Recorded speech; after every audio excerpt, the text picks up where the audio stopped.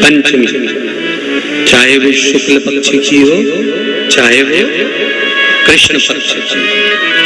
श्रावण महीने की पंचमी के दिन शंकर भगवान पर जिस परिवार के व्यक्ति का कांवड़ जल हमने बताया है आपको, जरूरी नहीं है कि डंडा बांधकर 2 कावड़ के जल के लोटे लेकर जाओ, आप अपने हाथ में भी 2 पात्र लेकर जा सकते हैं।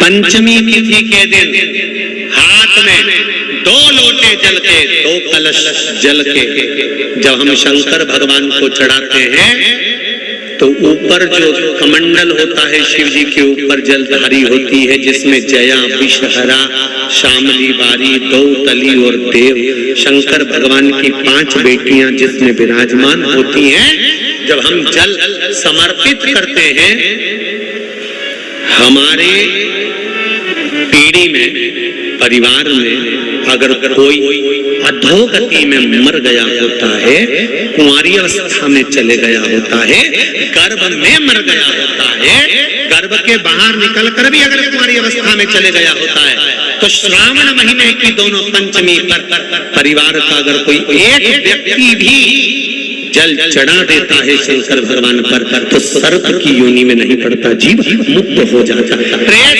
योनि में सर्प की योनि से मुक्त हो जाता।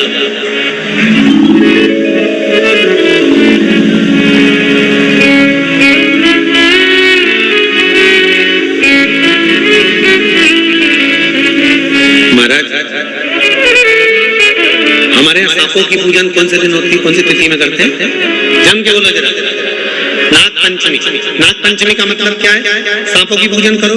नाग पंचमी का मतलब होता है शंकर जी के मंदिर में जाकर 1 लोटा जल समर्पित कर दो। उसका कारण क्या है कि हमारे परिवार में, हमारे कुटुंब में कोई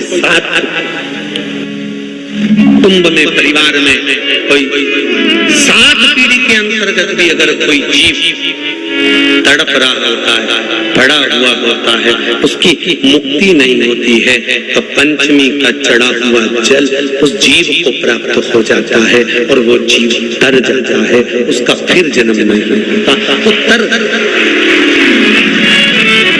इसको मुक्तता कहता है,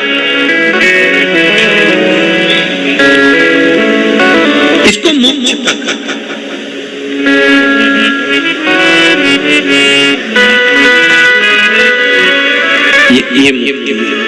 ये मोक्ष, इसी से कहेंगे कि ये मुक्तता।